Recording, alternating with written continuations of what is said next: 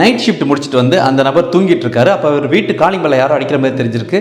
போய் என்னன்னு பாடுறா அப்படின்னு தன்னோட பையனை அனுப்பி விட்டுருக்காரு. பையன் போய் பார்த்துட்டு திரும்பி வந்துட்டு, அப்பா யாரோ போஸ்ட் மேனா மணி ஆர்டர் கொடுக்கணுமா, உங்களை தான் வரணும் அப்படிங்கிற மாதிரி சொல்கிறாங்க. யாரா எனக்கு மணி ஆர்டர் அனுப்பியிருக்கா அப்படின்னு தூக்க கலக்கத்தோடய போயிருக்காரு. உண்மையில எனக்கு தான் வந்துச்சா சார், உங்களை எனக்கு தெரியாதா, உங்களுக்கு தான் வந்திருக்கு, கையெழுத்து போடுங்க.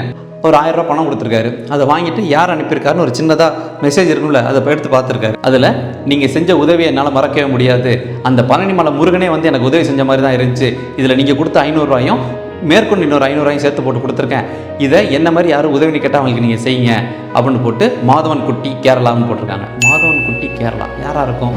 ஆமாம், ஒரு தடவை கொடைக்கானலேருந்து கீழே இறங்கி வந்துட்டு இருக்கும்போது சரி பழனிக்கு போகலான்ட்டு போயிருக்கோம். அப்போ அடிவாரத்தில் ஒருத்தர் பேசிட்டு இருந்தது தெரிஞ்சிச்சு. அவருக்கு முன்னாடி இன்னும் 2 பேர் பேசிட்டு இருந்தாங்க. அந்த 2 பேர் சொல்லிட்டு இருக்காங்க, உங்களோட பணத்தை யாரோ திருடிட்டு போயிட்டாங்க, இப்போ நீங்கள் நடுத்தரில் நிற்கிறீங்க, இப்போ ஊருக்கு போகிறதுக்கு உங்கள் கையில் பணம் கிடையாது, அதனால் நீங்கள் பணம் கேட்குறீங்க சரியா அப்படின்னோடனே, ஆமாம் சார் சத்தியமாயிட்டு உண்மை இது அப்படின்ட்டு இருக்காரு. ஏயா இதே கதையை தான் திருப்பி சொல்லிட்டு இருப்பீங்களா, ஏதாவது புதுசாக சொல்ல வேண்டியதானே, எல்லாரும் இதே கதையை சொல்கிறாங்க, மாப்பிள்ள குடிக்கிறதுக்கு பணம் கேட்டுருக்காங்க அவன் அப்படின்னு இவங்க 2 பேருக்குள்ள பேசிட்டு இருந்திருக்காங்க.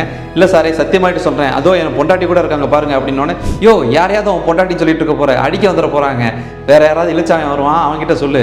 இவருக்கு கண்ணே கலங்கிருச்சு. இதை இவர் பக்கத்தில் இந்த கடையிலேருந்து பார்த்துட்டு இருந்திருக்காரு. மனைவியை நீ வாங்கிட்டு நான் வர்றேன் அப்படின்னு சொல்லிட்டு நேராக வந்துட்டு, நீங்கள் சொன்னதெல்லாம் உண்மையான்னு கேட்டிருக்காரு. சத்தியமாயிட்டு உண்மை சார், நான் திரும்பி வரும்போது நடந்துடுச்சு, நல்ல வேலை போகும்போது நடந்துடுச்சுன்னா உண்டியலில் போகிறதுக்கு வச்சு இந்த பணமும் சேர்ந்து காணா போயிருக்கோம் அப்படின்னு சொல்லிட்டு அவர் சோகமாக நின்று இருந்திருக்காரு.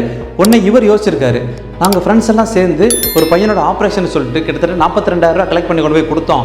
கொடுத்ததுக்கப்புறம் ஒரு ஃப்ரெண்ட் ஒருத்தன் வந்து, பணம் கேட்டியாடா, இந்த 500 ரூபா அப்படிங்கும் போது, இல்லைடா நான் கொண்டு போய் பணத்தை கொடுத்துட்டு வந்துட்டேன், இல்லை இது தர்மத்துக்குன்னு எடுத்தது, திரும்பியெல்லாம் வாங்கக்கூடாது, நீ வேறு யாராவது கேட்டாங்கன்னா செஞ்சிரு அப்படின்ட்டு அவர் போனது. அந்த பணத்தை கொண்டு போய் இப்போ உண்டியலில் தான் போடலான்னு வந்தோம், அந்த பணத்தை இங்கே கொடுக்கக்கூடாதுன்னு சொல்லிட்டு அந்த 500 ரூபாய் எடுத்து கொடுத்துட்டு, இது போதுமா இல்லை வேறு எதுவும் வேணுமான்னு கேட்கும்போது, சார் இது கண்டிப்பாகிட்டு போதும், இது போதும் அப்படின்னு சொல்லிட்டு அவரோட மனைவியை கூப்பிட்டுருக்காரு. அவங்க மனைவி வேகமாக வந்துட்டு, நல்ல வேலை நீங்கள் செஞ்சீங்கப்பா, காலிலேருந்து ஒருத்தரும் எங்களை நம்ப மாட்டேங்கிறாங்க அப்படின்னு ரொம்ப நிகழ்ச்சியோடு பேசிட்டு இருந்திருக்காங்க. இவர் சரி பார்த்து பத்திரமா போங்க, இந்த பணத்தை நான் உங்களுக்கு கண்டிப்பாக திருப்பி கொடுத்துருவேன், உங்களோட அட்ரஸ் கொடுங்க அப்படின்னு அவர் கேட்டிருக்காரு.